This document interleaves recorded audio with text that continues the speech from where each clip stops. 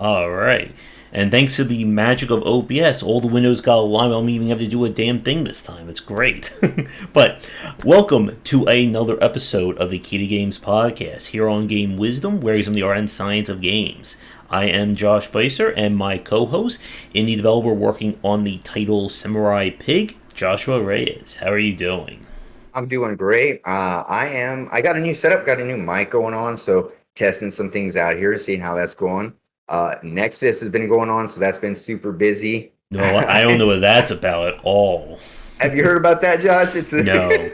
I don't play any video games, remember? It's all just a. Yeah. This is just the longest con right here. It's just all theory. You Yeah. watch, yeah. But definitely, that's about it. That's about it for me. I'm Yeah. pumped about this topic. This something we can definitely expand on and talk a hmm lot about. I think this is kind of first time we're going to dive into. Check it out. So Yep. I still have to get my handyman here to hook up the new drapes and see what else I can do in terms of making this office a little bit more streamer and soundproof friendly. definitely, same here. I think I hung up like one or two pictures. I don't know how much soundproofing that'll help, but a little bit. Yeah. And I got kind of the final mock-ups for the next book. I'm not 100% happy with them just because of the constraints of having to deal with like what the publisher wants on it, what I want on it. But it definitely gave me some room to talk with the illustrator about for the next book. And I do have some ideas to kind of improve things with books 6 and forward in terms of the presentation. But I did get a little bit of a surprise. The place, a local bookstore, I gave him copies of my book. He actually sold one of the copies. So I There got you go. my first local author payment. That's pretty neat. That's a There good you one. go. I'll be a Stephen King in how many years until that No, happens? no time in no time. There we go. But welcome everybody. So, Welcome, welcome. as Joshua said, our topic for this week is talking about influential games. These are games that we can kind of track the industry before they came out and then after they came out in terms of being two distinct different places. And as we said, this is going to be also kind of a test bed for possibly another roundtable series. So if people like this idea of a concept, we can certainly develop this and maybe do like a genre month, a genre every other month, depending upon how everybody's schedule is. So please let us know in the comments if you like this idea or have any suggestions. And thank you, Amanda, as well. And hello, Pug. Hey, yo, So, Pug. Amanda, welcome, welcome.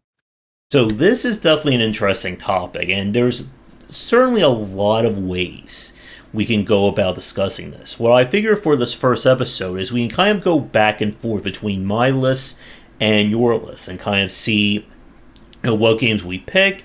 And I'm sure chat will have thoughts as well. Definitely. Yeah, definitely. Lots of room for disagreements. hmm So, would you like to go first, or should I take it? You go ahead and take the first one because I think my first one's similar to your first one. So, Okay.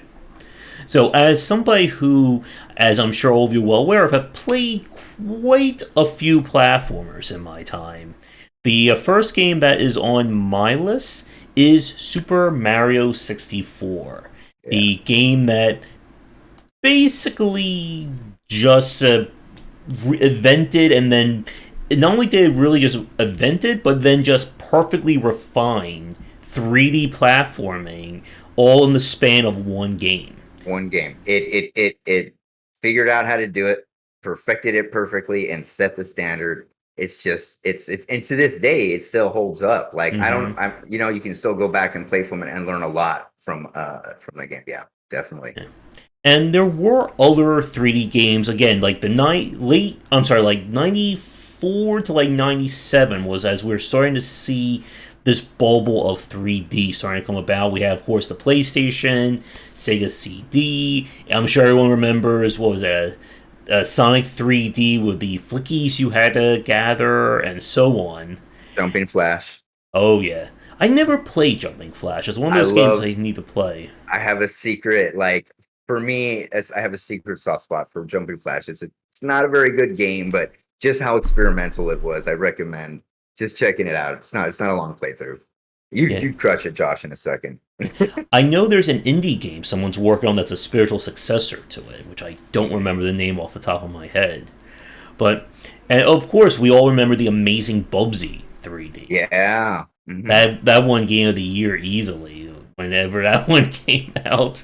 There was like no competition for that one at all for Bubsy. hmm Uh, to Christian's question, what was the best fighting game? I have thoughts. I'm wondering if it is on one of our lists. We'll see. It is. It is on one of their lists. It's a little further down my list. But just want to shout out. I think Street Fighter Two is probably going to be your pivotal Yep. fighting game. Pretty much set the standards for like combos and just like It saved the everything. arcade industry too. It created like the arcade industry. Like I can still remember like stacking up quarters when I was a kid, to play rounds of Street Fighter 2 in the grocery store when my parents shopped. So yeah, it definitely you saw it exploding at that time, and that was one of the premier ones to do it. So yeah, Street Fighter 2. You got anything on that one, Josh? Oh yeah, it wasn't on my initial list, but it's definitely up there in terms Yeah, of an influential game. I mean, it is the title that just ended up saving the arcade industry as we know it. yeah, Let me see. I'm trying to think if there's anything else about Street Fighter, but I'm sure we'll talk about that one more at yeah, some yeah, point. So back to Mario. It is again that game that for a lot of people it was their first like true exposure to 3D and specifically 3D cameras because as anyone who's worked on any kind of 3D based game versus a 2D one, the camera is an absolute nightmare. yeah. Yeah, that's where I mean, and still to this day, like people are Dark Souls, like the boss and one of the main bosses in Dark Souls is the camera, right? Like hmm getting camera controls or like getting it and how to figure it out is a huge, massive challenge. Even to this day, like when it works, but when it doesn't work, you can definitely tell. And Mario did really well handling all the constraints, especially when you try and really push it go up against walls and things like that. They really have the edge cases for the camera programmed really well. I mean, it's just kind of hmm amazing to look back. Like you don't even see cameras to this day. Sometimes I can't match up to the quality of that. But hmm I think a lot of that came down to Nintendo having really good fixed camera angles, but also allowing it to kind of tilt and pivot around. So yeah, you had that freedom that you didn't have to worry about the camera, but when you have to do like those lineups or get something very specific, it's still malleable in that way. right, And a lot of I think 3D or a lot of indie developers I've seen who try to work with 3D platformers they tend to struggle that it's either too automatic, that it's like constantly moving around, that you're not able to get like a good depth of field, or it's completely manual, and then mhm, you're busy fighting the camera at the same time you're trying to right, make the jumps. right. You're just clipping through walls and all kind of crazy stuff like that, right? Yeah. So finding I mean Mario, of course, like when you're talking about those fixed camera angles and stuff, all those have to be for every level, like adjusted and perfectly set. So an indie developer might not have quite the time to QA and get those perfectly, and sometimes you just have to give the player full control because you can't, it's hard to get those adjustments and cameras set right, or just kind of go that way. hmm And it really did set, I think, a lot of standards for what people would come to expect out of 3D platformers. Not just in terms of the general gameplay, but also the structure of the game as well, with collecting the various stars, moving from area to area, and we really like. I'm trying to think about this. Like, I don't think anyone has actually gone beyond in terms Right. of that kind of progression formula for a 3D platform in the past. I guess we're going on 30 third years. 28, Twen- 26 years, something like that. Again, math is Yeah. hard when you're trying to Yeah. stream, but yeah, like Doesn't we work. yeah. I mean, can you think of any 3D platformers No, that legitimately did a different kind of progression? no. And I actually was just like thinking about this the other day. I was how could I create a different progression system? And literally, cannot think. If chat could come up with something obscure, it'd probably have to be maybe an obscure game, but I cannot think of anything like that. Is the gold standard. Collect keys, stars, open up the Mm-hmm. level, move on, collect keys, stars, globes, soul, and then open up the level. I don't think anyone else has reached past that. Yeah. Feel like And we're stuck there, bud. I know. I need to make one. I gotta make a Josh former. That will Yeah, solve. yeah. And I think the other thing, and this is something that I think we've talked about, I know I've said this at so many times, especially in the platformer book, that the 3D Marios, or just Marios in general, have been really great in terms of good movement feel, good movement tech in these titles. That it just wasn't about, I press one jump button. It's, you can do multiple kinds of jumps. The levels are set up that you can really have freedom to explore. And we've talked about this before, that Nintendo really just sets up these kinds of test beds for how they want the character to move and behave before they even build one level. Yeah, like okay, even going back to the camera, like that's one of the famous things. How they set up the camera is they had a test bed with like the little rabbit, and the goal was to catch the rabbit. He's still in the game, like you can still find the rabbit in there, and they would just try and go through like a little hedge maze and try and get it till it was perfect, and you could view it every time and capture the rabbit. So yeah, so like taking the mechanic out of the game and perfecting the mechanic, right, and making sure it works well and it feels good just by itself, and then you can put it in, right, and then put it into the game organically and stuff like that. But they definitely like perfected the movement tech. Like if you go and you feel Mario's weight, right, when you go back and forth and when you go through the jumps and everything. So all of his movement is really juicy, feels really good. And again, I'm still just kind of flabbergasted and amazed that they were able to pull it off back then. And just the fact that you had more than one jump.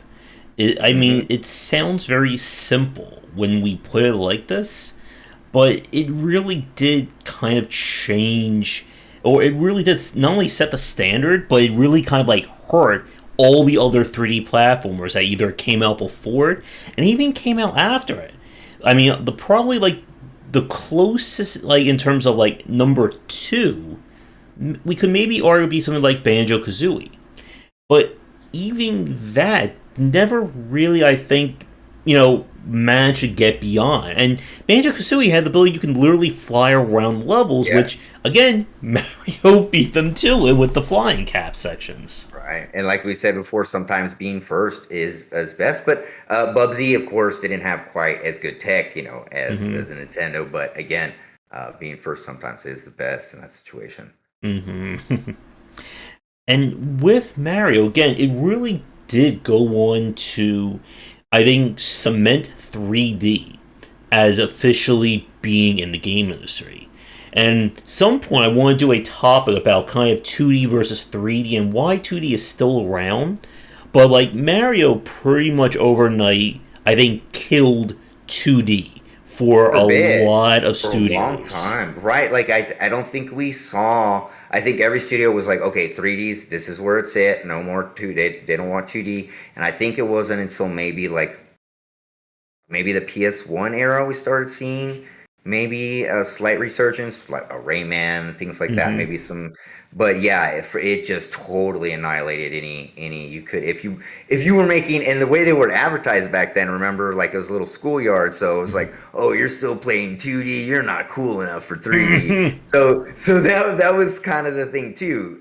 So you needed to migrate over to 3D, and if you were still doing 2D, it kind of seemed like you were behind on the times. Like, look, guys, 2D isn't it no more. We're moving forward. And so, yeah, I mean, it was a long drought without any new platformers. Now, of course, we're in the resurgence. Renaissance resurgence, and I think we just have so many now. But it's great. I love platformers anyway. So yeah, and still though, we really haven't even seen like another developer match or even come close. And the thing about like Nintendo, again, like we're talking about Super Mario 64 here. Like I'm not even mentioning Galaxy, Odyssey.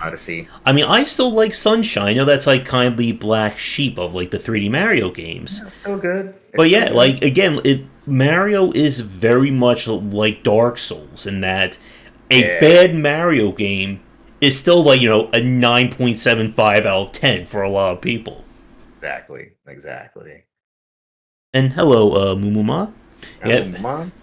Pokemon again. Like someday I need to like sit down and try to like go over that because Pokemon just never hooked me. It was like the one Nintendo franchise that it just never got to me. And I like Shin Megami Tensei, so maybe I just like demon Pokemon rather than Yeah, cute Pokemon. you like the demon. That's all it is because like it's basically the same thing. It's just cute demon, and so Mm-hmm. yeah, There we go. And in the Shin Megami Tensei, you have to kill God. So I don't know if yeah. that's a plotline Pokemon. Maybe someone will reveal that one. But I guess to wrap up talking about Mario, again, we could spend an hour just on Mario Mario. 64 Yeah. alone. Um, it really did manage to, I think, give what we all came to expect out of a platformer. And again, the fact that you had different tech, you had the levels set up for this. This is the one thing that I always look for when I play a lot of 3D platformers, and no one else has managed to do it at this level.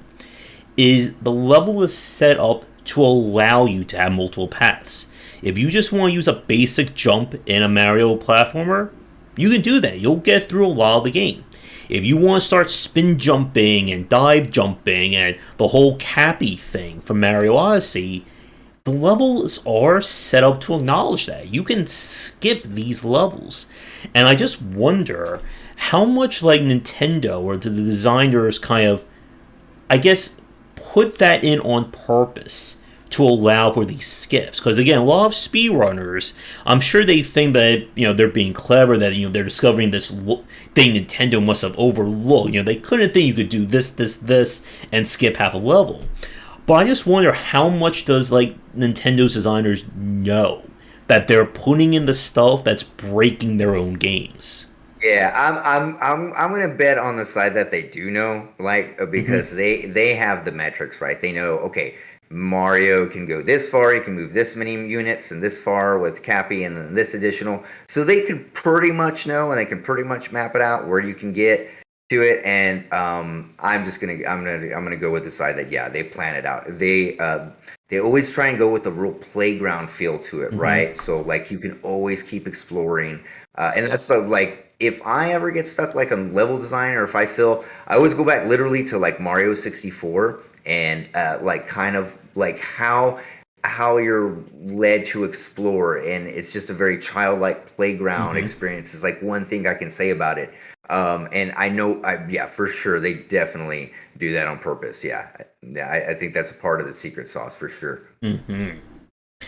And again, this is the game that, in terms of a historical standpoint, this cemented the Nintendo 64. Like, Yeah. how many kids, and I was one of them, who like woke up that one morning and was like, the Nintendo 64 is out. I can go play Oh, Mario 64.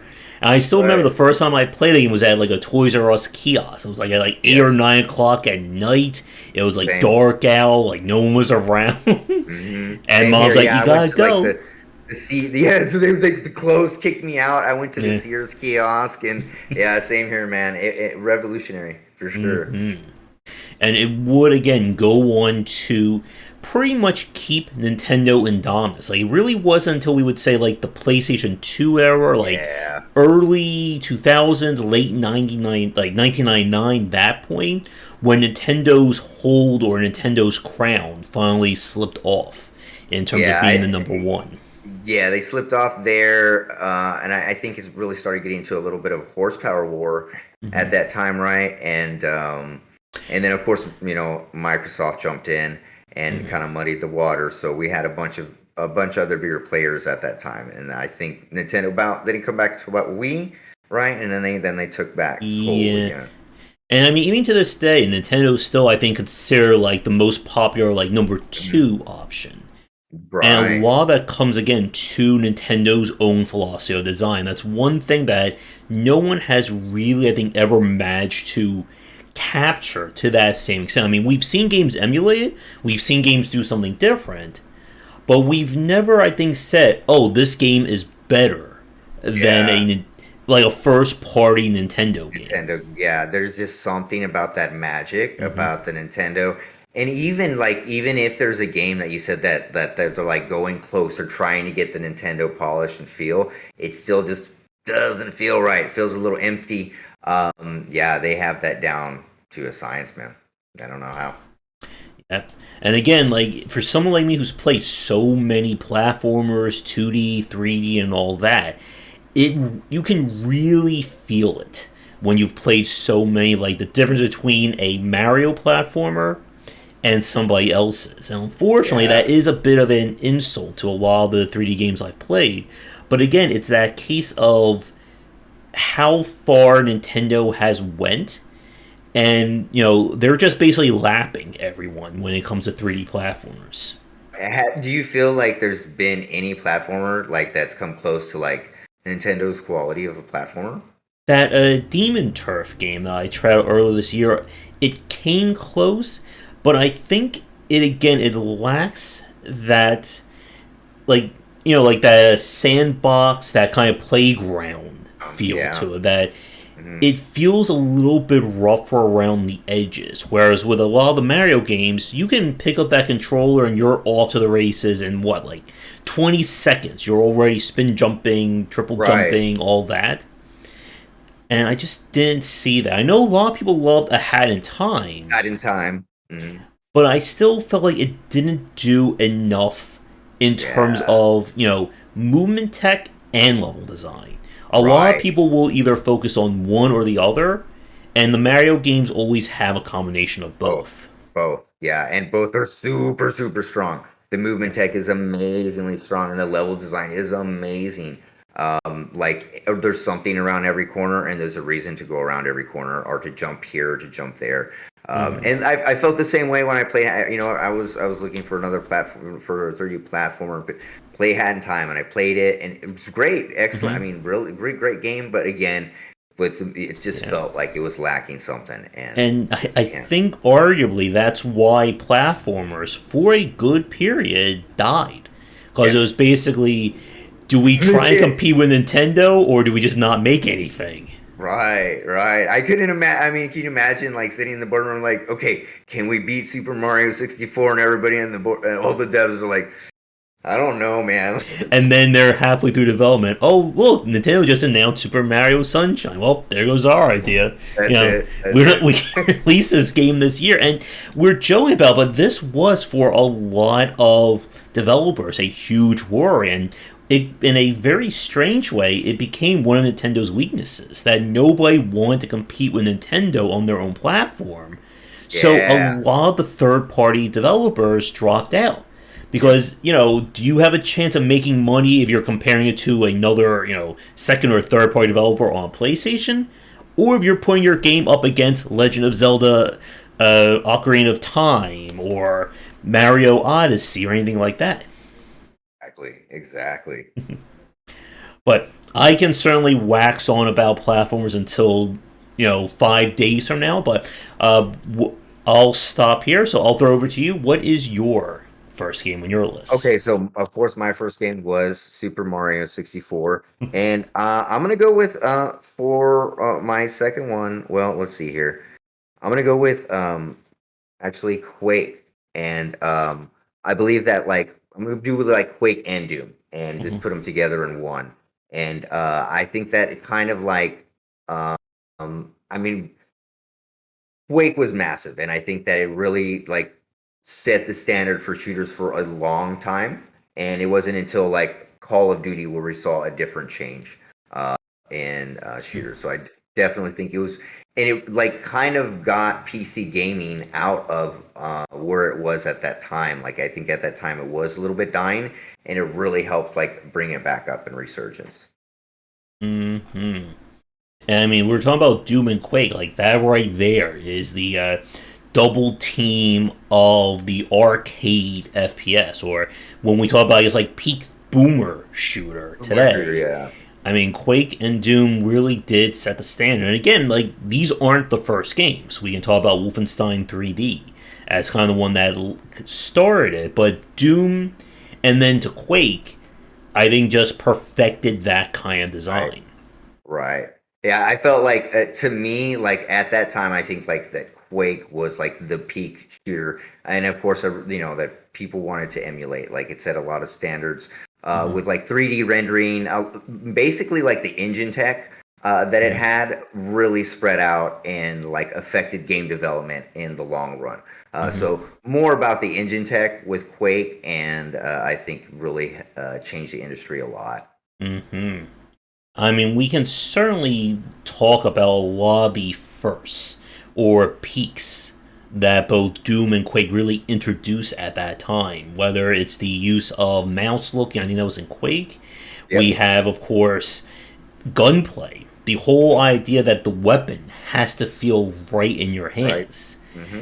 And, I mean, who here hasn't or can't forget the shotgun soundbite when Yeah, you the shoot shotgun it sound. and you hear the pumping of the shotgun at the end of that. I mean, that's like probably one of the like most memorable sounds up there with like the Legend of Zelda chest opening. Yeah, and also the door. I think the door in Doom, that one's Hmm. super iconic. But Yeah. yeah, I mean, the game. Also, here's the other thing, and this is what I almost forgot to mention is the multiplayer aspect of Quake. Hmm. This is the main thing that I forgot. It started like LAN parties and stuff like that. And that's kind of the main thing. So modding started coming out from it, right? A lot of Hmm. modding and a lot of level designs and a lot of things started happening. So the moddability of Quake and the community that was created in the multiplayer. Hmm. I think what did they have? I'm trying to think the servers we used to like browse, but like back then, and matchmaking and all that stuff was in infancy. So all of that was first time. So it was pretty. I think it was pretty neat when it came out. Hmm. And I mean, it did go on like as we saw over the '90s. We saw other shooters try to emulate Doom and Quake, and a lot of them probably went. I think they went like one of two directions. We kind of saw more of the like open. I don't want to say cinematic, but kind of I guess more involved locales of say something like Unreal. There was that Power Storm game that I played, I think, of last year. It was kind of like a Metroidvania FPS, which I thought was very fascinating. And then, of course, we had more of the quippy ones. You had Shadow Warrior, Duke Nukem, Blood, and a lot of these games, again, were much like as we talked about with Mario in the last section. They were built off the back of Doom and Quake in terms of interesting weapons and the level designs. When we see like the memes of classic FPS versus 2010s FPS. I mean, the classic FPS is that right there is Quake and Doom at its peak. That's right. That's right. And actually, for those of you, it just got remastered. So if anybody hasn't tried it, go try it out and see what the old school Quake is like. And you can still play. I actually played a multiplayer round about 2 days ago of Quake. So it's still alive and people are still playing it. Hmm. And with kind of like what we're seeing today, in terms of boomer shooters. I mean, in a very interesting point, we have GZ Doom, which is kind of like the Doom editing software. There are a lot of developers who are releasing mods or full conversion mods using that with entirely original games. We Yeah. looked at Hedon last year. There was that Vomitorium game. And what was it? The one that we just played on Next Fest, Uh, Nolus, something like that. Snap. Secula. There are tons and tons Yeah. of them. Yeah. And again, it is and I think this is one of those cases where unlike Mario, where no one has really managed to compete or go beyond it, we can certainly say that the FPS genre has evolved in Definitely. very distinct paths over the past 30 years.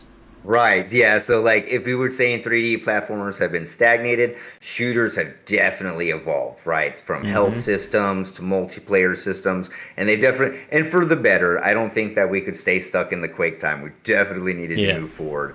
I meant merely as a relic at a time is what it brought forward in multiplayer, level design, graphics design, even in like graphic, like GPUs and stuff like that. It helped push that forward too. So it did a lot in that avenue. My very first video card upgrade was a Voodoo A card Voodoo. that Yeah. I specifically got to play Quake 2. Quake 2. Yeah, And I still exactly. remember the fun of having to hook that up. It was like it wasn't working, kept not using it. So I was like, this game looks horrible. And then, we pull like one thing and oh my god, everything is smooth now. What is this magic? It's your IRQ settings. Yeah. Let's see. Yeah, I know, Paul. I've been playing. What am I up to? Like now, like 70, 80 games this week. I'm not even close to being done. But yeah, FPS has really brought in. I think the FPS genre really did actually usher in the graphics card age Yeah. because Yep. so many graphics cards were pitched as make Quake more powerful, do all this more realistic. Now it looks realistic. I think 90s I realistic. think I could still close my eyes and see like one of the Quake 3D Voodoo graphics cards ads. Like, yeah, Hmm. they really pushed it back then, and Hmm. yeah, like there wasn't really a reason to like install a graphics card yet, and those were the Hmm. reasons why, and so they definitely pushed it with that for Yeah. sure. And I mean, I definitely want to talk about like Doom Eternal, uh, Dusk, Ultra Kill, but I think those will certainly be big enough for their own topics down the line because Definitely, they're definitely, also huge. But yeah, to stick with Doom and Quake, I think another thing was the idea of enemy AI. That right, this was starting to be this period where enemies didn't just charge at you or stay in one spot. They started doing more different things. The yeah, ogres in Quake, for instance, those grenade launching badasses who could like yeah, shoot it, bounce it off a corner, off a wall, and land right next to you right on without cue, even seeing you was certainly yeah. impressive. And oh, you go ahead. Yeah, yeah, yeah. It had I think it was fuzzy AI. So like they were definitely using, I don't want to be wrong here, but I'm gonna check. Fuzzy AI, but they were definitely using some new AI techniques. So it would definitely like kind of learn how you played and adjust accordingly. Hmm. They also had so I don't know if you ever played with the bots, but the bots were Mm.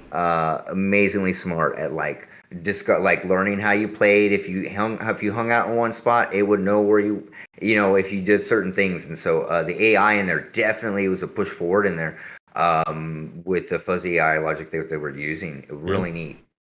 And speaking about like from the multiplayer aspect, of course, Quake will go on to have Quake 3 Arena, and Right. this was, I think, I forget the timeline when Quake 3 Arena came out to Unreal Tournament, but one of those was kind of like the first like dedicated multiplayer shooter releases because for a lot of these shooters of the 90s, they were all single player with Right. multiplayer as kind of the optional thing. But as we entered the 2000s, that's when we began to see this push to have multiplayer be the forefront. And of Right. course, Call of Duty would just become dominant as well as Battlefield in the late 2000s. Yeah, and then Call of Duty would basically set the standard for how shooters were from like control schemes, health schemes wise, like Hmm. basically like set the standard, like reset it, Yeah. and then made everything brown. And one thing that I liked about Quake when we played the remaster of it last year, I really liked the diversity of level designs. That Yeah, it felt like there were distinctively different levels. And again, like a lot of the Doom levels, I think tend to kind of like blur together. But I and felt, it's like yeah, you can't even understand like the difference between the levels when you go through them. It's just like a mush. But like Quake, very distinct architecture and really distinct levels.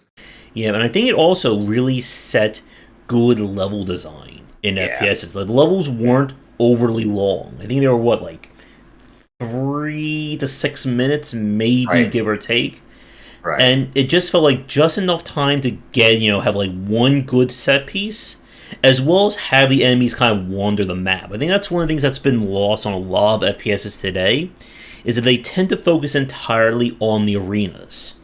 While with like the Quake and the Doom era, you have enemies wandering around. You're not so focused on just the one big room after the next big room. Room to room to room, right? Yeah, yeah. Like the level design is definitely different, right? Hmm. Like compared to now, and you'd have branching pathways going this way and that way. And again, AI wasn't, they'd move around and they'd follow you and stuff like that. So definitely different. And yeah, the design has definitely changed to almost like shooting gallery kind of style. Hmm. in the arenas. So I do kind of miss that old level design a little bit. I think we could bring some of that back. Be nice. Yeah. I mean, we've been starting to see that, I would say, over the last 5 years, maybe 4 years, as kind of the boomer shooter trend has really taken back. But it still doesn't feel like we have. Maybe we could argue Dusk. I think it still could be the one Right. that did that. Yeah. Like, what would be, the game that officially has the mantle or the crown from the Doom Quake era? I think Dusk would probably be, at least in terms of, again, boomer shooter. We're not talking Yeah. Boomer about, sure. the ultra kills or hexens and stuff like that. Oh, Hexen, man. Yeah, no, it would definitely have to be that one for sure. Hmm. That would hold the mantle for now. Dusk, definitely. I mean, other than that, I can't really think anything else that's been popular or has stood the test of time. All right. Yeah. Anything else from Doom and Quake for you, or do you want to move to the Uh, next? I guess we could go on. We could go ahead and move on from that. Just graphics cards, multiplayer, stuff like Hmm. that. Yeah. So what you got next, Josh? All right. For my next one, that is going to be Metal Gear Solid.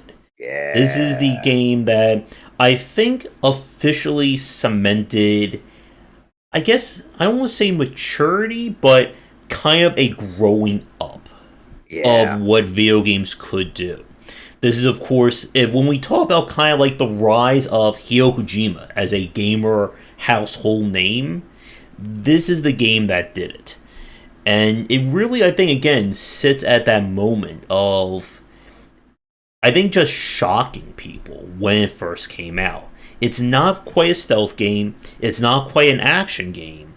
It really is, a Hideo Kojima game. Like, it really did set, like, this kind of standard or tone that when you play one of his games, you're not just going to get what everyone else is doing, for better or worse, I think, for a lot of people. Yeah, definitely. And I mean, it's pretty famous for the stories. Hmm. And also like one thing Metal Gear did, like I mean, like the cinematics in that game at the time, if you were considering what was around, Hmm. that thing was like a movie, right? Compared to what else was happening. So just like in the tech, like the ability, things that you could do and interact with, what the AI would do also. And but for sure it set the standard of like what games can be. As you were saying, that growing up, games were more, we wouldn't really touch too many subjects. This one was going to touch a few more subjects and just really, like you said, grow up and show more mature content. And again, being a mishmash of gameplay, right? Like it's kind of stealth, kind of a shooter, Hmm. kind of an action game. It's all of those things. It's just again at that game. It's just Metal Gear Solid. Hmm. So definitely, and again, it sets some control standards too. Uh, just inventory standards and things like that. It did a lot when Yeah. it came out. And you beat me too in terms of talking about the cinematic side. Because for a lot of video games back then, there was no full voice acting. You may have Yeah, gotten, like, you know, 10 seconds of dialogue in the opening intro or at the ending, but a lot of it was just pure text. Again, that was Final Fantasy VII at the time. But mhm. Metal Gear, from start to finish, full voice actors. It was, I think, the first time that game actually credited the voice actors as Yeah. part of their role in it as well. Again, Right. It, David it would Hayter. start up. It would start up. Yeah. It would roll up, and you would see the actors, and so you knew you were in for something different, right? Like Hmm. you've never seen a game like that before, where you've seen actors credited, Hmm. and so that's totally different change in game design. Yeah. And cinematography. This is also, I think, the first video game to have actual cinematography done in these cutscenes. A lot of cutscenes are, character over here saying a word, character here saying a word. In this one, we had scenes like the Revolver Ocelot fight, Yeah. Snake dealing with a ninja. I forget his name. The actual ninja of that one. Again, the Liquid Snake fight, Metal Gear fight, like the Hind. Who can forget fighting the Hind on the Right. rooftop? Right. Yeah. The hind and see and what you were able to do, you were able to like list every boss fight. Like how many games Hmm. can you do that now? The Right. And Dark like Souls games, I think, would probably be like the only example. the only other one that I could think of, right? And Hmm. and like they each boss fight was like a thing. Like you went in, there were cinematics. You knew why you were fighting the person. There was a setup to it. Hmm. There was an explanation of what part this person was in the story. And I mean, oh wow, Psycho Mantis with the yeah, that fight and the memory card thing. Hmm. Like just so many cool things in there. Yeah. And I'm surprised. I think Chad may be sleeping because I'm surprised no one mentioned Psycho Mantis in chat before Yeah. we brought it up. Yeah, and again, like every boss was distinctive, and that is something that we rarely see, even for a lot of games today. If it's the first boss is a fight, every boss is going to be very similar to that. Again, that's the whole action genre in a nutshell. But with Metal Gear, you had these legitimately different fights, and it felt again like an actual evolving story. And again, as I said, like it was a movie.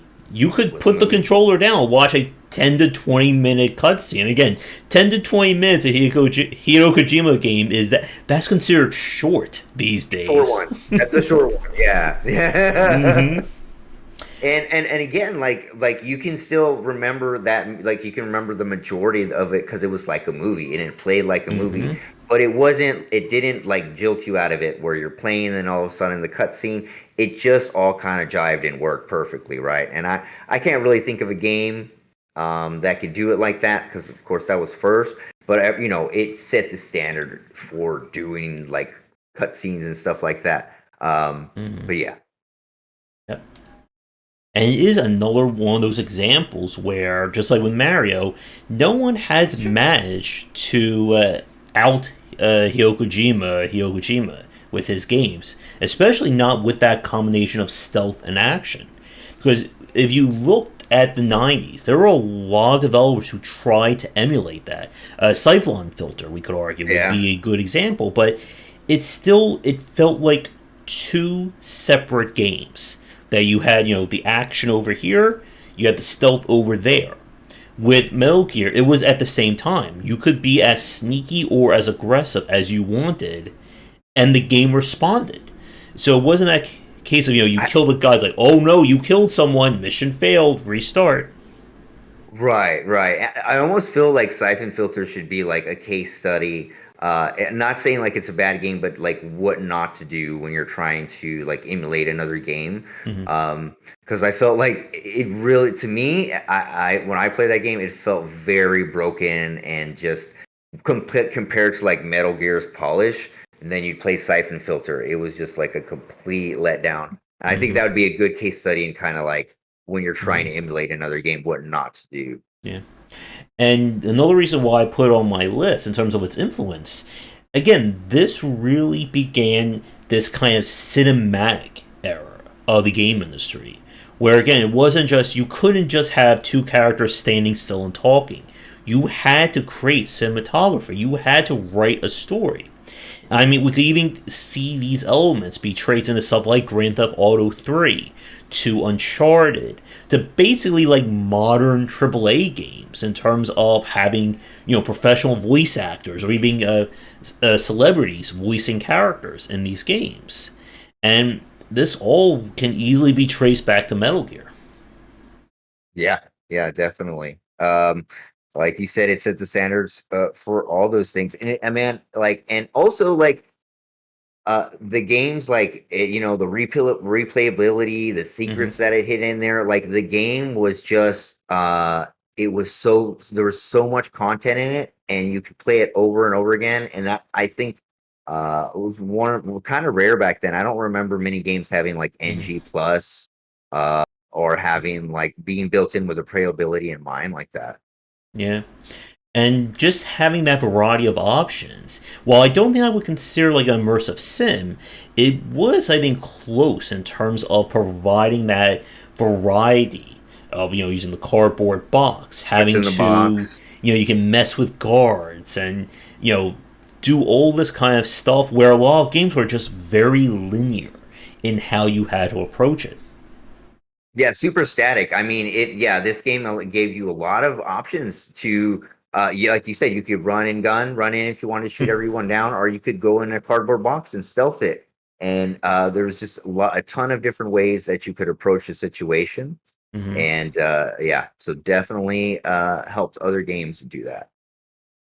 And I would say like one final point, at least for me, for Metal Gear, is that I think this also ushered in, I guess, like the celebrity status of a game designer. Yeah, very I, true.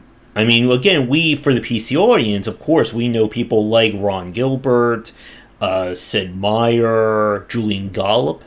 But for like the console side, for kind of like blowing up names, again, I think Hideo Kojima still ranks up there in terms of like that kind of mythical status as Yeah. a designer. Yeah, there's not a lot. It's like him, Shigeru, Miyazaki, Hmm. yeah, just a few like that in there. Yeah, Yoko, what was that? Yoko Taro, the one Nier Automata. Mm-hmm. Yeah, but again, like when people kind of associate kind of like the rock star status of a game designer, I think Hideo Kojima certainly fits that, and he has really gone on to, much like with Nintendo, to do just wildly different things with his franchises. Again, you can look at the jump from Metal Gear Solid to Metal Gear Solid 2 is just Yeah. immense. And then we go to 3 with the whole survival aspect and camouflage. And again, there are legitimate criticisms to his games in terms of, all the weirdness and just maybe some approachability concerns. But there's still, like, very much each one of his games is a one off. Despite the fact that Metal Gear is 5 main games and I think, what, like, 4 or 5 side story games now. Yeah, there's a few on the PSP. Yeah, Hmm. 4 or 5 stores. Yeah, hmm, definitely. So I think that's all I can think of for Metal Gear. Anything else from you? Let's see here. No, I think that's all for Metal Gear, pretty much. I mean, amazing game. And that's it. So, cinematics, man. Like go play that if you haven't played that game, watch it.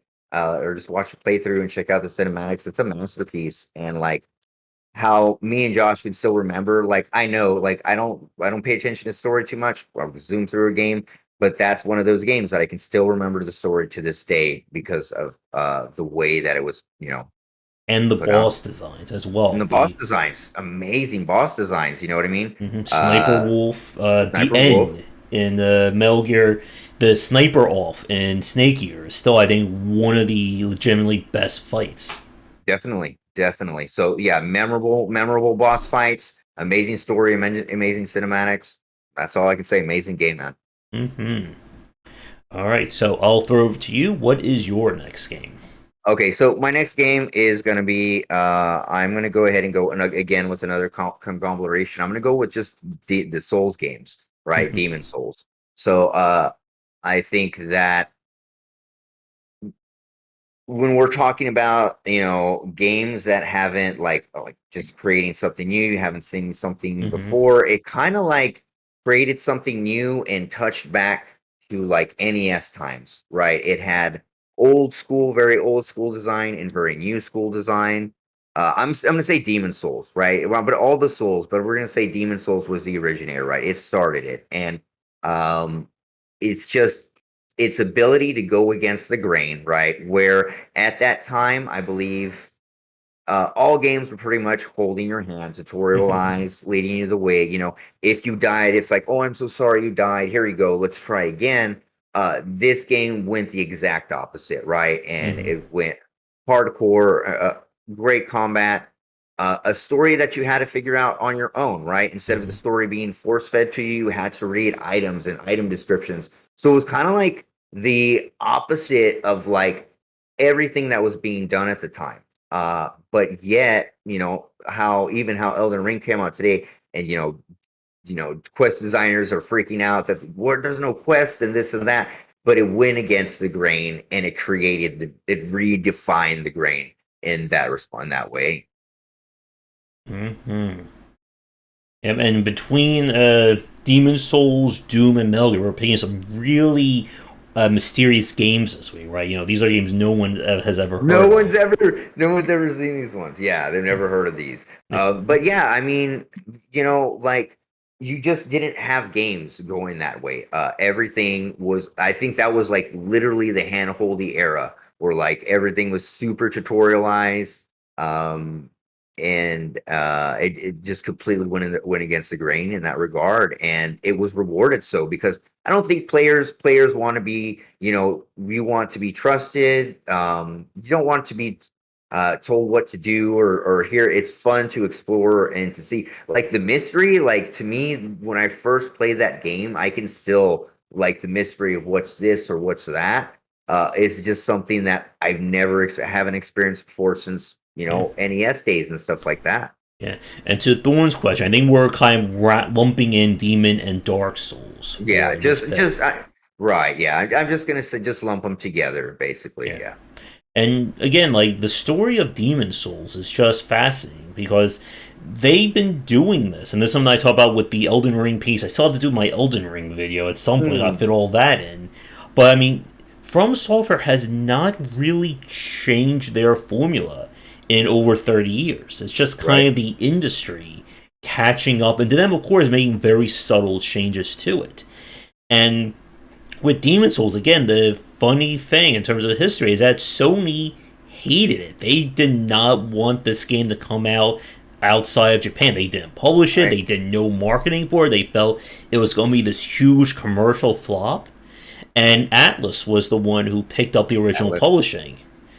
And lo and behold, it became one of the defining games of the PlayStation 3, and it is very much like if we talk about like Metal Gear Solid to Hideo Kojima, Mario to Nintendo, Demon Souls is that level of population or popular explosion to Right. From Software.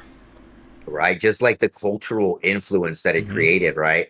Afterwards. And again, all of these games, of course, are going to be like emulated after and are creating a genre, right? Like Mario created a genre, Dark Souls created a genre. Hmm. So that's those games do And that. and again, just like with a lot of the games we're mentioning today, no one has managed to kind of outdo Do Dark Souls or those. Demon Souls. I mean, again, we've certainly have played quite a few of them over the past 10 years. Yeah. Yeah, yeah. And no one can get the polish, the feel, uh That sense of just progression, sense of progression, balance. You know what boss I mean? Just fights. boss fights for sure. And just like we were talking about Metal Gear Solid having memorable boss fights, I can remember many from Demon Souls or Dark Souls. Hmm. Um, and memorable boss fights, and instead of just, but yeah, I haven't really seen any other game that's Yeah. And again, it's not just about saying, here's a big guy. He's going to fight you the same as all these other big guys. Or here's one small guy, and they're just like all this. Like, no, here's Flame Lurker, and he's going to jump around, shoot fire. And then the very next boss, here's a giant immovable dragon that if you stand outside too right. long, he just reaches his arm in and, smacks you for 10,000 points of damage. Yeah, and then here's this giant spider naked woman lady, like, it's just all kind Yeah. of different unique bosses. And then even the characters had the characters, Hmm. you could tell the characters had very unique stories when you would talk to them. So that was cool. And I just really loved pulling and extracting the story out and kind of making your own because like Hmm. that was the thing, making the story your own, what you get out of it's really neat. Yeah. So And like when I look at kind of like the different, I think, paths that the RPG genre has taken. Whether we talk about something like the Elder Scrolls, Bethesda style, the Witcher style, like to me, like the whole Souls like From Software formula, I think that's just completely ruined like other RPGs for me. That I yeah. prefer that level of action and fidelity on top of the RPG, as opposed to the RPG being on top, and then the action and general feel feels like third or fourth down the line. Exactly. It did the same for me. Hmm. I wasn't like after I played the Souls, like other RPGs or whatever, didn't say the same, feel the same. I couldn't play another game for a while after beating like Dark Souls because I was like, nothing feels as good as this game, and it Hmm. took a little bit for me to want to play something else. I mean, there's still people, I'm sure, right now who haven't finished Elden Ring yet, and that's Right. become their year goal. They're the one game they're going to try and Right. finish this year. Definitely. Yep. And again, like for me, my still favorite of the whole From Software Souls like is Bloodborne. That is still what I prefer to be the best. Ooh, I got family sneezing down there. But yeah, Bloodborne makes you sneeze. There you go. Bloodborne does make you sneeze. Mm-hmm. So But I was gonna say Bloodborne, but mm-hmm, since we're kind of talking about the originators, mm-hmm. I went with Demon Souls, but yeah, of the all the Souls games for sure, Bloodborne is like the pinnacle and the most well designed one. But Mm-hmm. And again, there's a lot we can certainly jump onto in terms of the entirety of Demon Souls, Dark Souls, Bloodborne, Sekiro. But again, it is that game that it's a jump scare for these streams. But again, you can see how much the industry just kind of buckled and reverberated from Demon Souls and then Dark Souls. I mean, we still have developers who are, like we said, we were talking about with making fun of the people who were like just having like a complete meltdown over Elden Ring's success. And again, like Demon Souls, I think, as you said, it really tapped into this idea that approachability doesn't mean easiness. It doesn't mean, smoothing everything out to the point that you're, as we're talking about with kind of like modern or contemporary FPSs, like this idea that you're just going on like a theme park ride, that, right. everything is entirely created for you, nothing is going to surprise you or Hmm. challenge you. And then Demon Souls is just like, here's a sword, here's a knight, he one shots you, you die, and that's in the Yeah, first level of the game. that's the first level of the game. Yeah, it's just it's a hard reality, a hard, Mm-hmm. Yeah. when you jump in the game for sure. Mm-hmm. And it worked because of the fact that it felt fair. Like they've done everything they could, and they still are improving this in terms of trying to bring the player, I think, along for the ride. That it's not just trying to make it, stupidly easy or stupidly difficult. Although we could certainly argue that for Elden Ring, and we don't have the Yeah. time. We do not have Elden Ring time for our cast this week. I was gonna say it first as my first game for a joke, but I didn't. Yeah. I didn't. And again, it really did change, I think, a lot of the action genre. And I'm still hoping we get a new, I guess, like a new Devil May Cry, a new kind of Bayonetta. I know Yeah. we are seeing a new Bayonetta come out soon. But it really did change, I think, a lot of what people have come to expect out of action games, out of RPG progression, and like you said, world design, environmental design. This idea that these places feel lived in. That's not just, a series of rooms, stitched together by a designer and say, here's a map. Like Right. this feels like an actual castle. Here's the banquet hall. Here's the armory. Here's the throne area. And Yeah. And yeah. the design, like the design of Dark Souls 1, Mm-hmm. like you were talking about, is amazing. Like if you study that, the way Mm-hmm. everything is interconnected, Mm-hmm. it is literally like one of the best like one of the best level designs. And of course, everything has a place and everything has a purpose. It's not like, oh, there needs to be some rocks here and a wall here. There's a reason for that wall. There's a reason for the banquet hall. There's a reason for everything. Yeah. And that's, of course, like, that's part of the secret sauce also. So storytelling through environment, and like we could kind of get into like BioShock, how BioShock was really good with that in the story, but I don't want to bring that one. But they did really good with that also. But yeah, having the environment tell the story for you, Mm-hmm. and the characters tell the story for you instead of it just being force fed is, that's really great, and one of Yeah. the really strong parts of Dark Souls. The depth of the level design is certainly Yeah. one of the major points of this. It's not just like, here's a very long corridor, you walk from Right. here, here's the boss, you move on to the next. you had that circular nature to these levels where, a switch you pull up here will open up a door that takes you to an elevator that somehow was literally right next to the very first bonfire. You just Yeah. never realized it. Yeah, yeah, it's really great. And then the verticality too, right? Hmm. Like it's a really good from wherever the ghosts are and the four kings down there Hmm. and to all the way over here to where the gargoyles are. And it's just like this path. Hmm. But and there's circles all around it and there's verticality. So again, the map's amazing. Yep. So definitely a good study. And I would also say it's also like the one series that has gone away with having just horribly frustrating levels, just like put in just to like kind of stab the player in the back. Who uh, Sands Castle, yeah. Blight Town. Like There town, has to be yeah. at least like three poison filled areas per game, or Miyazaki just gets like annoyed or something. Yeah, there's not enough poison. Hmm. But yeah, again, another game which we could dedicate, or another franchise we could dedicate an entire episode to easily.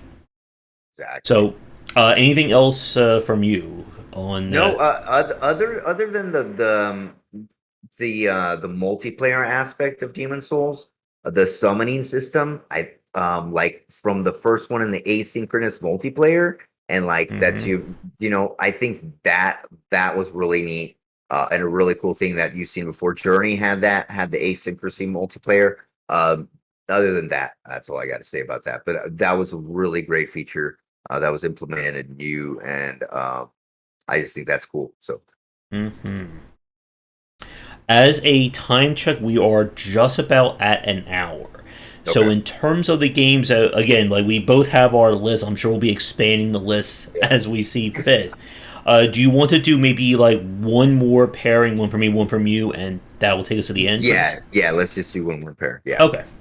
So, I think for my last game, then, I'm kind of debating because I could either go with the game that would be good for what people are talking about, or the game that most aligns with my next book. So I'm kind of in a weird, what is more topical I to I talk? I say go with the one with your book now. Okay. So in that case, while the garage door is opening in the background, in that case, I will go with Team Fortress 2, the game that really ushered in live service, or not just live service, but the potential of live service, as well as, of course, the money that has been brought in. Team Fortress is the game that came out in 2007. This would have been right as I think Steam just blew up.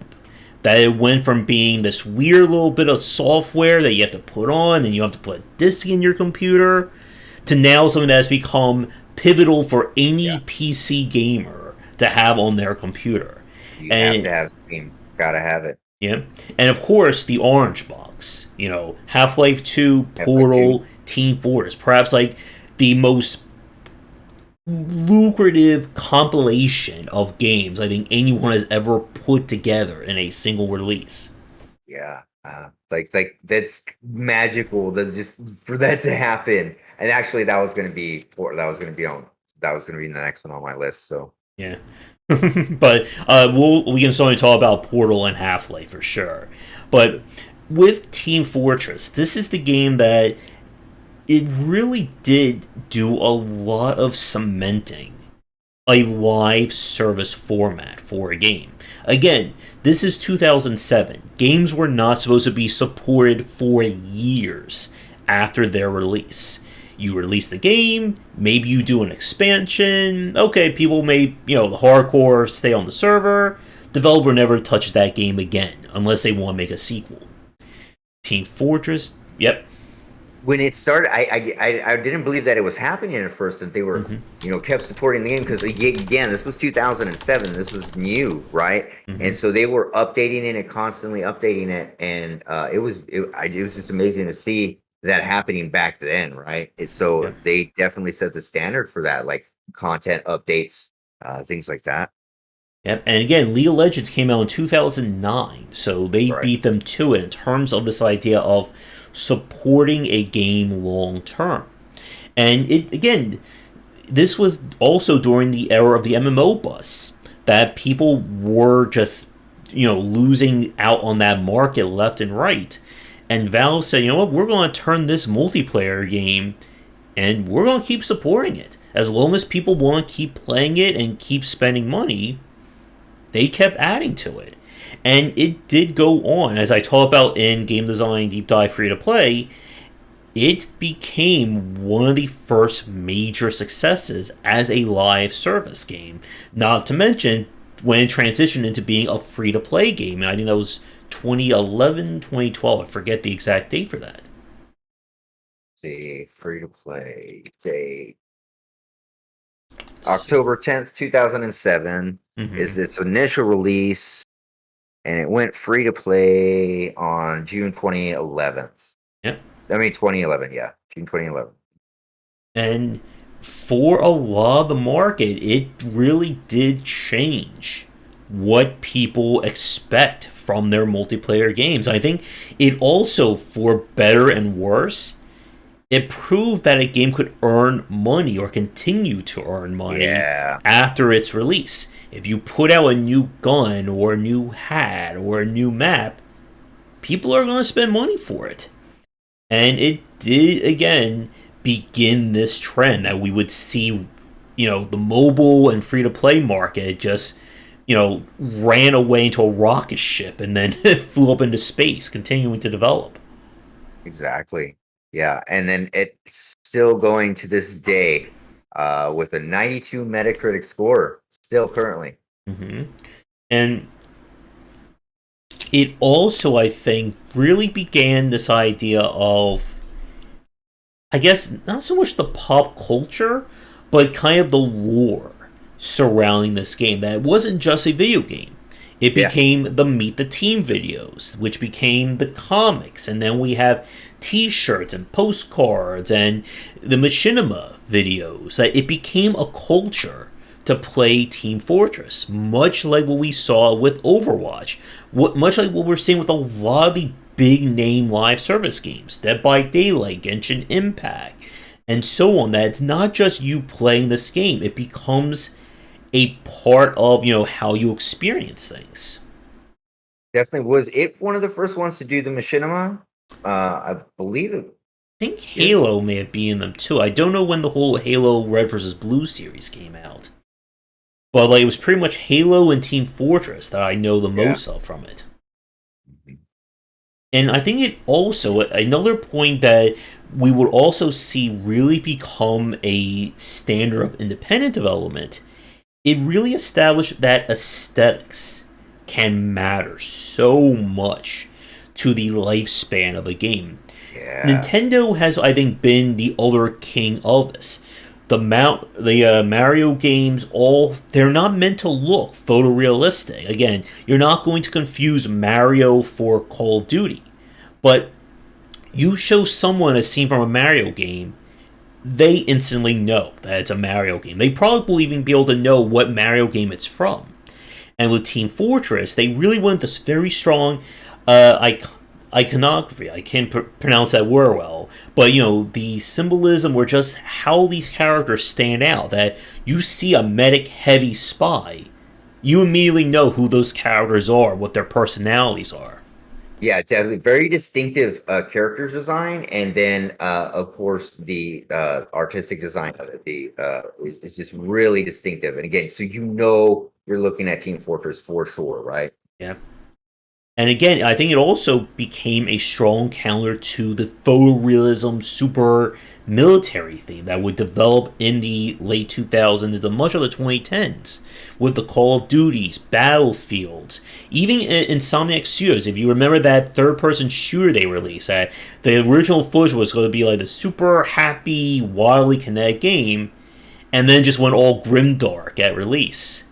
And then, of course, and then they had to counter that when they did Sunset Overdrive, which they were making fun of that whole super realistic, super serious thing. Definitely.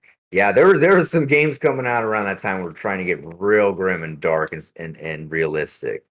Mm-hmm. Um, And again, like I talk about this a lot in the book, the idea of post-release support, about continuing to design a game after 1.0, like that cannot be understated. How much Team Fortress 2 did there. I mean, if you look at what they added in, again, the game came out in 2007.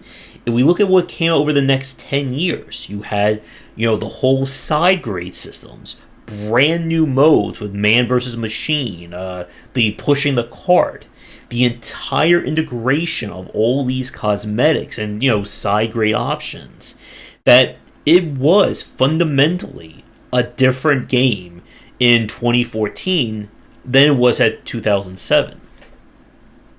yeah, definitely. So it definitely holds its spot for securing how games are updated and live service as Yeah. a whole. And I mean, again, look at an FPS or look at any live service game released after 2007, Mm, and we can trace that back to Team Fortress. mhm, mhm. And while it Well, was not perfect, of course, it really did become that blueprint for the entire genre. right, and I mean, basically, it is the blueprint, right? Does anybody else really differ from that? It's pretty much that's it, I mean, up until Fortnite, that right? really then kind of ushered in this new generation of live service, of multiplayer, of battle passes. Although, no, they didn't. I don't think Team Fortress had a battle pass. I know they had the you could buy like the stickers, the poly count pack, that kind of thing. But I don't think they actually had a battle pass up until I think No, Man versus Machine had its own like thing you had to buy to access. But it still was pushing the envelope of what people could be exposed to in the game. Of course, what they could spend. The idea of having an in-game store where you could spend $1.99, $10.99, $50 and get, costumes and weapons and all that was unheard and of. and players can create the content and sell it Hmm. also. Like that's wild. That was also unheard of. Yeah. And I would say the final point that I want to touch on is its legacy. If you remember that there was the whole Save TF2 trending that was happening like last month. That That's there are right. people still wanting to play this game. And what? It's been 17. What was it? Like 16. No, 15 years. It's been out, I think, at this point. That people still want to play this game. They still want to see this game alive. I mean, other than like World of Warcraft, can you think of any other game that has like that legacy? No, no, not at all. Yeah, that's the only one I can think of that has that legacy. Hmm. And it just cemented that with the additional support. And I think it also showed you can add to a game without adding gameplay to it. When they did, again, the Meet the Team video is perhaps one of the most brilliant forms of marketing I think anyone has ever done to a game. Right, it's so cool. And then I think Overwatch did something very similar, right? When they Hmm. they introducing the team. But yeah, that was something very unique and good marketing. Very good iconography. Like the man, like just the logos and everything fits together and looks really everything jives really well about the Yeah, game. So that's why the aesthetic has lasted so long. yeah. I'm going to try to pronounce it one more time. The iconography, I think I got it I right that time, Iconography, yes, yes. of Team Fortress is such a very important point because, again, if you ask someone, name me five famous characters in Counter Strike, or name me five famous characters in Call of Duty, it's going to be a little hard pressed. You say to someone, what is the spy like in Team Fortress? Give me the personality of the scout or the doctor. They get that right away. And Pyro, again, Pyro. everyone began to copy that. If you look at something like Rainbow Six Siege with like their different characters, the champions of League of Legends, it's this idea that it's not just generic man fighting generic woman. It's this is the scout, this is the pyro. Apex Legends is probably Apex, another yeah. really big example of that trend of creating personable characters first, then making, the multiplayer or the cool powers or the gunplay after that. Well, what about the team based class, class Yeah, based team play? I think that's probably one of the first to kind of push forward with that. yeah. The And original Team Fortress Classic, I think, was yeah, one of the first biggies there. yeah. Yeah. And then that got completely muddied when they added in the side grade system where you could change how, the heavy performed. And again, like, this is the kind of stuff that we talk about it now and it sounds so quaint and everyone's done it. But back in 2007, 2008, this idea of, wait, so you're saying if I put this gun on my heavy, he now behaves completely different from this heavy? That was unheard of. Definitely. Definitely for sure. And it never felt, I think, as overpowered or as imbalanced as what other developers tried to emulate. That again, like people still, I think, make fun of Riot that the first week of new champions out is completely broken. Yeah, totally But destroyed. with Team Fortress, every side grade it came with a cost. It wasn't just here's a new gun, now your guy does 50 more points of damage, and we're going to charge you $29.95 for it. It's like this gun is faster, but maybe it has less ammo. Maybe this gun does more damage, but you can't crit off of it. And it's such a brilliant system because it gives so much more value than just saying, here's 47 different Gatling guns, and each one does, 0.75 more damage than the last one. Like Diablo Immortal or something. Yeah, we have to bring that in. Do we want to say Diablo Immortal is an influential game? Do we want to put that on the list? That's what I'm gonna put. That's my next one. And But actually, yep. you know what? It might end up being one day we'll come back 10 years later and we're gonna be like, yeah, Diablo Immortal. They said that's why we pay for all of our everything we in the game. It might set the standard. You don't know. I hope not, but it could be. All right, but I think that's the last thing for me. Again, if you want to hear more about free-to-play design in Team Fortress, again, Game Design Deep Dive free-to-play due out in August. So buy 47 copies of the books, give it to everyone you know. That's right. That's right. But that's it for me. So what is your final game for our episode? Okay, so I'm gonna go. I'm kind of going back and forth. But I'm gonna have to go with World of Warcraft, and don't really want to, but Mm-hmm. it did a ton, and it pretty much set the standards for MMOs. Pretty much set the standard for like how subscription based services work. Not now, but then. And I think it just pretty much created like everyone Mm-hmm. tried to emulate WoW, and it was just they got the MMO and they polished it perfectly, and WoW became the juggernaut that it is because of that. So yeah, Mm-hmm. definitely. And that's another one I mentioned in the book because again, the MMO genre was very much the prototype for the free-to-play and live service market that would come about a decade later. And yet, World of Warcraft, again, for people on the younger side, or maybe just started gaming in the last 5 to 7 years, you may not think World of Warcraft as big of a name, but Yeah, 2004, that was the year of Blizzard. Like, that, again, like, for all the games that we talk about in this episode, in terms of making the studio, World of Warcraft easily made Blizzard. It has earned, again, an incalculable amount of money from the outside. And over again, and over again. Yeah, it became a pop cultural phenomenon with World of Warcraft. Again, there have been, it led to this whole study of the sociological aspects of MMOs and interacting with people when you're not in the same room with each other. And again, it became the quintessential MMO. Like, this is the game for a lot of people. When you say massively multiplayer online game, that's the one that they think about. that's the one. And then just real quick, I'm just because I think everybody knows what WoW is, and so we don't have to really go too much into it, but trying to think that it has the MMO. I think we've discussed this before. We had another MMO episode, Mm-hmm. but have we had anything surpass WoW or change it differently than that formula? I'm gonna say probably not. No, I mean, again, Final Fantasy 14 right now is the number one MMO, but it's still built off the back It's of yeah, World of Warcraft's progression. And what you just said there was one of the major reasons why the market crashed.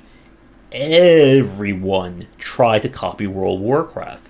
And again, just like with the games we mentioned, everyone tried to copy Dark Souls or copy Mario or Metal Gear. But the difference is that if you're trying to copy World of Warcraft, that is several millions, if not billions, of dollars of development, marketing, and server architecture that also goes on top of the game design. glad you mentioned the server architecture because that was another. I mean, and then they had remember, their launches would happen for like the DLCs, and they would Mm. crash and stuff like that. Good old days.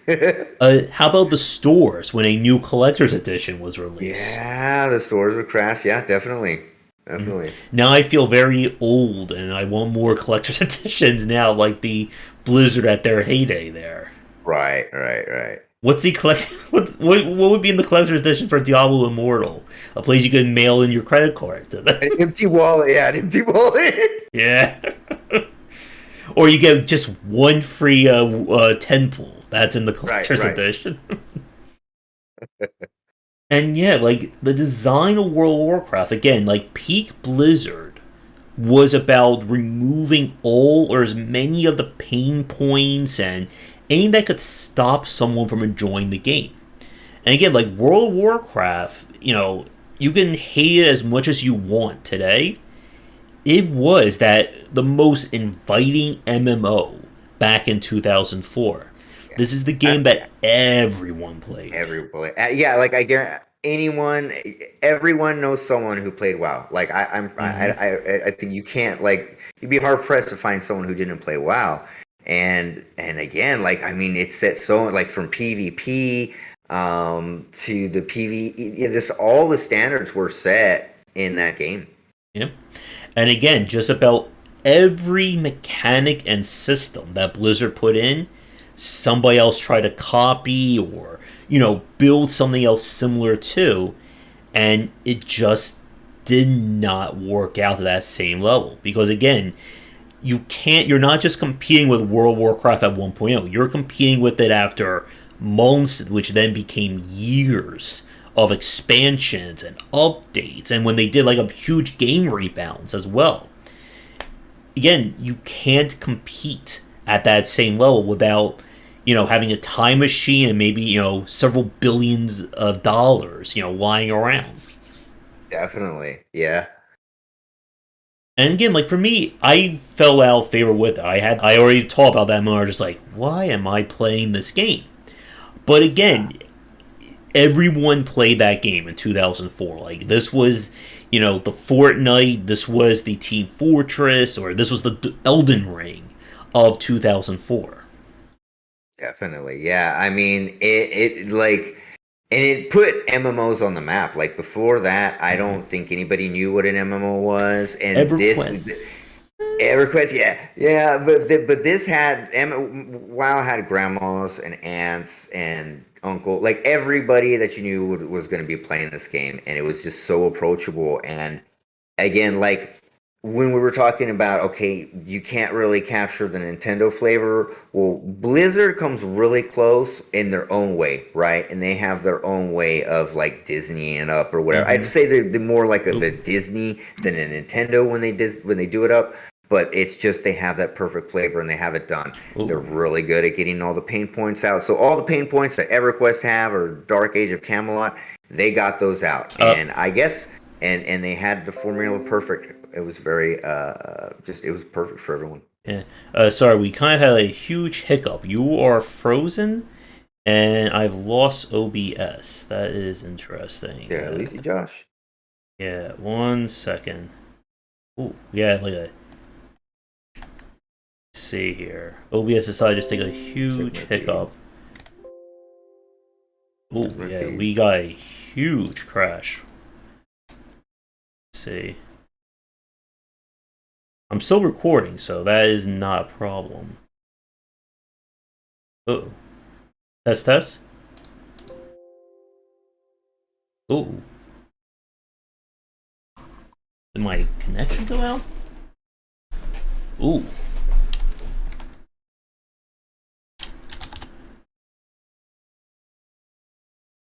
Hmm.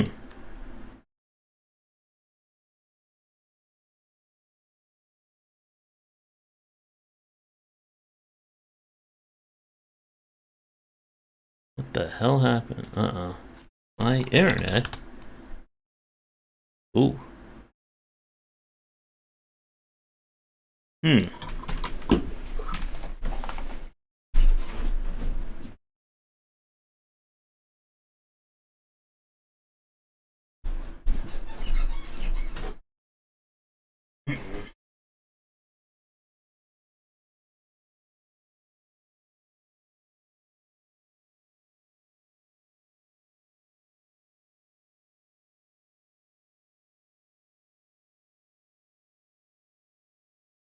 Wait.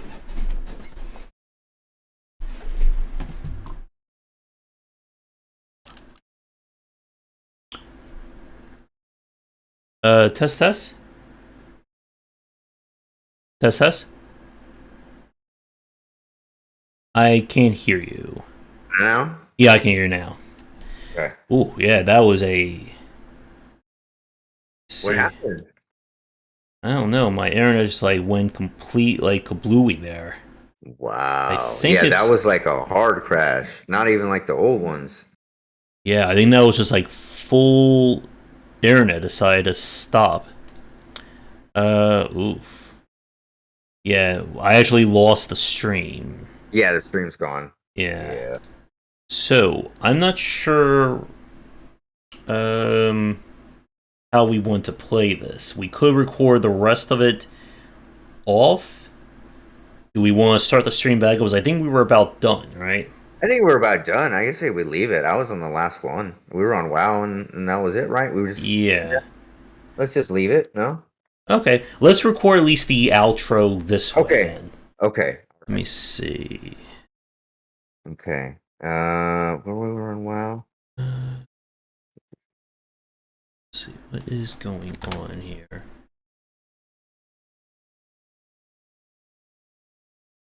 Second, it's working. All right, I want to stop the stream. Okay, so I'll count us down. We'll just record our outro then, and Okay. that will take care of it. All right. Okay. So 5, 4, 3, 2, 1. All right, everybody. Unfortunately, my internet had just like a super hard crash. Everything seems to be back up, but we were about at the end of the stream anyway, so we won't do this part live. So this will be for the recorded folks. I think that's all we really had to say on the topic, but the question for all of you watching this recorded then is, do you like this kind of series topic? Because if you do, we do have ideas of doing this as maybe a per genre, or even just coming back to our giant lists of games as well. So let us know in the comments. But do you have any final thoughts? None at all. Yeah, again, if you have any ideas how to break it down, genres, talk about maybe years or generations, something like that. Anything, we just leave it in the comments below. That's about it, Josh. Yeah. Sorry about having the end there. I was just like, I guess maybe Comcast decided to like flip the switch for a second and knock things off. I think we were getting too many views, and they were like, "Nope." Yeah. But we're going to wrap things up for the episode this week. So as always, do the liking, subscribing, commenting. You'll find links to all myself down below, as well as the mentions up there in the overlay. And for me, you can just, my links down below. Follow me on Twitter and follow the development of Samurai Pig Wishlist. Watch on Twitch, and we will see you next time. Yep, we will be back next Saturday around 5 p.m. ET. So ring the bell, smash the likes, do all that great stuff. Come back for daily discussions on game design here and on game wisdom, whereas in the art and science of games. And until then, take care.